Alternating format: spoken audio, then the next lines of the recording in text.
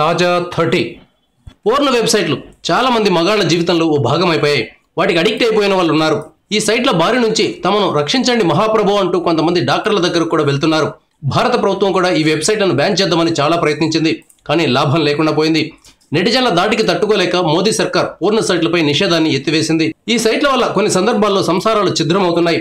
ఢిల్లీకి చెందిన ఓ మహిళ పోర్న్ వెబ్సైట్లపై యుద్ధం చేస్తోంది. ఆమె భర్త ఇంటర్నెట్లో అశ్లీల చిత్రాలు చూస్తూ కూర్చుంటున్నాడు. దీనివల్ల తమ దాంపత్య జీవితం నాశనమైందని సదరు మహిళ సుప్రీంకోర్టును ఆశ్రయించింది. భర్త పోర్న్ వెబ్సైట్లు చూస్తుంటే సుప్రీంకోర్టు ఏం చేయగలదు అనే ప్రశ్న రావచ్చు. సుప్రీంకోర్టు ఆ భర్త నడవడికను మార్చలేకపోవచ్చు. కానీ పోర్న్ వెబ్సైట్లను నియంత్రించగలదు అనే ఉద్దేశంతో ఆమె సర్వోన్నత న్యాయస్థానాన్ని ఆశ్రయించింది. తన భర్తకు వెబ్సైట్లలో పోర్న్ వీడియోలు చూడడం ఒక వ్యసనంగా మారిందని, రోజులో ఎక్కువసేపు ఆ సైట్ల ముందే ఉంటున్నాడని ఆ భార్య సుప్రీంలో దాఖలు చేసిన పిటిషన్లో పేర్కొంది. తన భర్త బాగా చదువుకున్నవాడని, అలాంటి వ్యక్తే పోర్న్ సైట్లకు బానిసైతే టీనేజ్ యువకుల పరిస్థితి ఏమిటని ఆమె ప్రశ్నించింది. గతంలో సుప్రీంకోర్టు చిన్నపిల్లల పోర్న్ సైట్లను బ్యాన్ చేయాలని కేంద్రాన్ని ఆదేశించిన ఫలితం లేదని ఆమె తన ఫిర్యాదులో పేర్కొన్నారు. ఇప్పటికైనా కేంద్రం ఈ పోర్న్ సైట్లపై తగు చర్యలు తీసుకునేలా సుప్రీంకోర్టు ఆదేశాలు ఇవ్వాలని ఆమె కోరింది.